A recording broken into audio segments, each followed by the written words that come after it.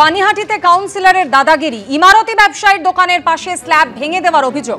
পানিহাটির ২৬ নম্বর ওয়ার্ডের তৃণমূল কাউন্সিলর শ্রাবন্তী রায়ের বিরুদ্ধে এই অভিযোগ সামনে এসেছে। সিসি ক্যামেরার ফুটেজ আপনাদের সামনে রেখেছি, দেখতেই পাচ্ছেন দোকানের ঠিক পাশে, ইমারতি ব্যবসায়ীর দোকানের পাশে যে স্ল্যাব, সেই স্ল্যাব ভেঙে দেওয়ার অভিযোগ। অভিযুক্ত তৃণমূল কাউন্সিলর শ্রাবন্তী রায়। দোকানের পাশে ড্রেনের ওপর স্ল্যাব ছিল, এমনটাই দাবি করেছেন ওই ইমারতি ব্যবসায়ী।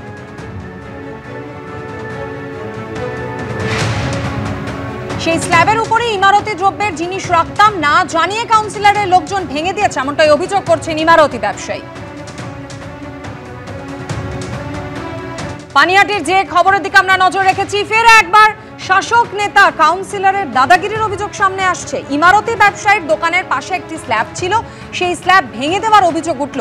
পানিহাটির ২৬ নম্বর ওয়ার্ডের তৃণমূল কাউন্সিলর শ্রাবন্তী রায়ের বিরুদ্ধে অভিযোগ। সমীরণ পাল আমাদের সঙ্গে রয়েছেন সরাসরি। সমীরণ, ঠিক কি অভিযোগ? দেখো, পানিহাটি পুরসভার ২৬ নম্বর ওয়ার্ড সাদুরবাগান এলাকা এবং এলাকার যে একজন ইমারতি দ্রব্য ব্যবসায়ী চিন্তামণি নস্কর, এবং তিনি জানাচ্ছেন যে ২০১৬ সালে তার স্বামীর মৃত্যুর পর দুই কন্যাকে নিয়ে তিনি ইমারতি দ্রব্যের ব্যবসা করেই তার দিন গুজরান করেন। কিন্তু গত পরশু দিনকে আচমকাই তাকে না জানিয়ে ২৬ নম্বর ওয়ার্ডের তৃণমূল কাউন্সিলর শ্রাবন্তী রায় জেসিবি এনে যেখানে তার ইমারতি দ্রব্যের দোকান, যেখানে তিনি ইমারতি সামগ্রী রাখেন, সেখানে যে স্ল্যাব রাখা ছিল নর্দমার ওপরে, সেই স্ল্যাব ভেঙে দেওয়া হয় এবং গোটা বিষয়টি তার সিসিটিভি ক্যামেরা বন্দী হয়। এবং তার অভিযোগ যে এইটা তাকে না জানিয়ে ভেঙে ফেলা হয়েছে। শুধু তাই নয়, ভেঙে ফেলার যে জেসিবি আনার যে খরচ, সেই খরচও দাবি করা হয়েছে কাউন্সিলর পক্ষ থেকে, এমনটা ওই ইমারতি দ্রব্যের ব্যবসায়ী অভিযোগ করছেন। অপরদিকে কাউন্সিলরের বক্তব্য, দীর্ঘদিন ধরে এই ২৬ নম্বর ওয়ার্ডের সাদুরবাগান এলাকায় বর্ষায় বেহাল দশা হয় নিকাশি ব্যবস্থার, এবং মোটা সিমেন্টের স্ল্যাব রাখার জন্য নর্দমার জল ঠিকমতো পাস করতে পারে না। এর জন্য গত এপ্রিল মাসে এলাকার বাসিন্দারা তাকে একটি মাস পিটিশন করেছিল যে এই স্ল্যাব ভেঙে দিলে তাহলে এলাকার নিকাশি ব্যবস্থা ঠিক হবে।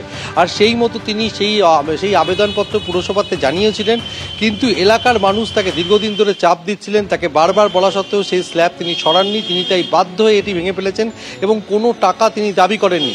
অপরদিকে পানিহাটি পুরসভার তৃণমূলের পুরপ্রধান সোমনাথ দে জানিয়েছেন যে নোটিশ ছাড়া কি করে স্ল্যাব ভাঙা হলো তিনি সেটা খতিয়ে দেখবেন।